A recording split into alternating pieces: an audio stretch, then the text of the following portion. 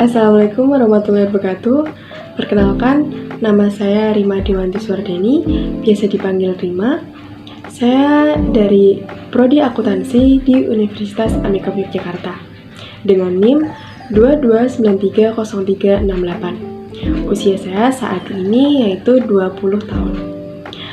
Saya berasal dari Sujantri Harjo Sleman, RT 01 RW 04. Pada video kali ini, saya akan mempresentasikan bila mana saya sebagai seorang pemimpin di suatu organisasi. Untuk itu, saya memilih organisasi yaitu perusahaan bila saya menjadi seorang CEO di suatu perusahaan, yaitu perusahaan yang saya pilih, yaitu perusahaan F&B, Food and Beverage. Perusahaan saya yaitu Salaku, lalu alamatnya di Sujantri Harjo Sleman, RT 01 RW 04. Jenis usahanya yaitu Food and Beverage, dan nama produknya yaitu Salaku Sweet dan Salaku Umami. Visi saya yaitu membuat olahan makanan minuman dari buah salak yang dapat selalu diingat dan dinikmati di seluruh masyarakat Indonesia hingga mancanegara. Misi saya yaitu ada 4. Yang pertama, membuat olahan makanan dan minuman yang unik, lezat, dan inovatif sesuai dengan selera konsumen. Lalu yang kedua, menanamkan citra unik perusahaan atau produk di benak konsumen. Lalu yang ketiga, yaitu mengolah dan menyajikan produk dalam keadaan bersih dan higienis. Dan yang keempat, membangun perusahaan yang berlandaskan syariat Islam dan keagamaan. Saat saya memulai sebagai pemimpin, yaitu ada 4. Yang pertama, mempersiapkan diri dengan memiliki pengalaman dan keterampilan yang memadai. Lalu yang kedua, selalu mengupgrade diri sendiri dengan seperti membaca buku, berdiskusi langsung dengan para pemimpin yang telah sukses. Dan yang ketiga, selalu mengevaluasi diri dengan menerima umpan balik dari orang lain atas kepemimpinan yang saya lakukan. Dan yang keempat, yaitu memiliki semangat tinggi dan pantang menyerah. Cara saya menjelaskan kepada para anggota atau para pengikut saya, bisa dibilang karyawan, untuk mengetahui visi misi di perusahaan saya. Yang pertama, saat melakukan pengrekrutan para karyawan atau para pengikut, di situ saya harus menginformasikan apa sih visi misi di perusahaan saya.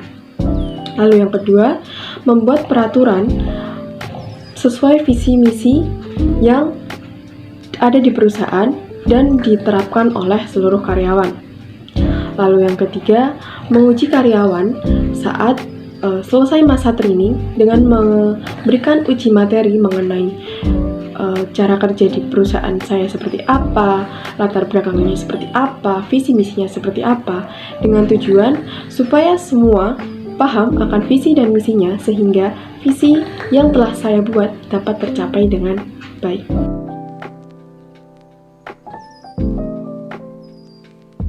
Lalu, bagaimana sih cara saya saat saya mengalami kendala di suatu perusahaan saya? Sebagai contoh, ketika saya memiliki karyawan yang melakukan kesalahan, semisal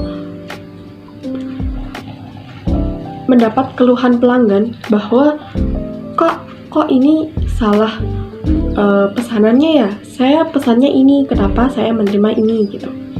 Nah, menurut saya, cara menghadapi hal tersebut yaitu dengan minta maaf, pertama minta maaf kepada pelanggan karena terjadi kesalahan saat membuat pesanannya, lalu kita mengganti rugi kepada pelanggan seperti memberikan diskon 50% saat pembelian selanjutnya, atau kita mengganti produk baru.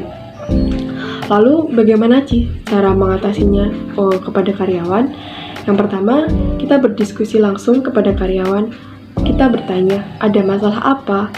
Sehingga di situ karyawan yang melakukan kesalahan bisa memberikan alasan kenapa melakukan kesalahan tersebut. Nah, dari situ kita bisa menindaklanjuti hal apa yang harus kita lakukan. Seperti kita bisa memakluminya karena mungkin saat itu pembeli saat lagi banyak-banyaknya sehingga karyawan yang sedang membuat pesanan itu pusing atau kebingungan seperti itu. Lalu juga kita membuat suatu peraturan bila mana peraturan tersebut memiliki konsekuensi. Seperti jika karyawan melakukan pelanggaran berat akan mendapatkan poin sekian.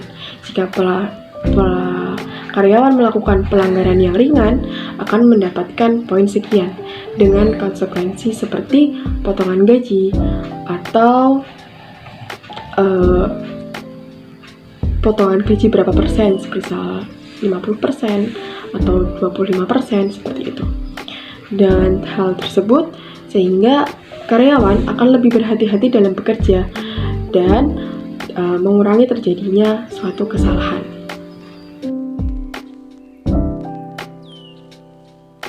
Gaya kepemimpinan apa sih yang akan saya lakukan ketika saya menjadi seorang pemimpin? Yaitu gaya kepemimpinan demokratis. Sebagai contoh, saya berdiskusi langsung dengan para karyawan mengenai hal apa yang dapat kita lakukan untuk kemajuan perusahaan kita. Lalu, apa sih kendala para karyawan ketika mereka sedang bekerja? Apa sih yang mereka butuhkan demi meningkatkan kinerja mereka dan kebahagiaan mereka, sehingga saat mereka bekerja, mereka tidak merasa penat, tidak merasa bosan, tapi enjoy dengan pekerjaannya. Lalu, pekerjaan mereka akan selesai dengan cepat dan sesuai target dan dapat mencapai visi dan misi perusahaan yang telah dibuat. Itu tadi yang dapat saya sampaikan. Bila ada salah, saya mohon maaf. Cukup sekian. Wassalamualaikum warahmatullahi wabarakatuh.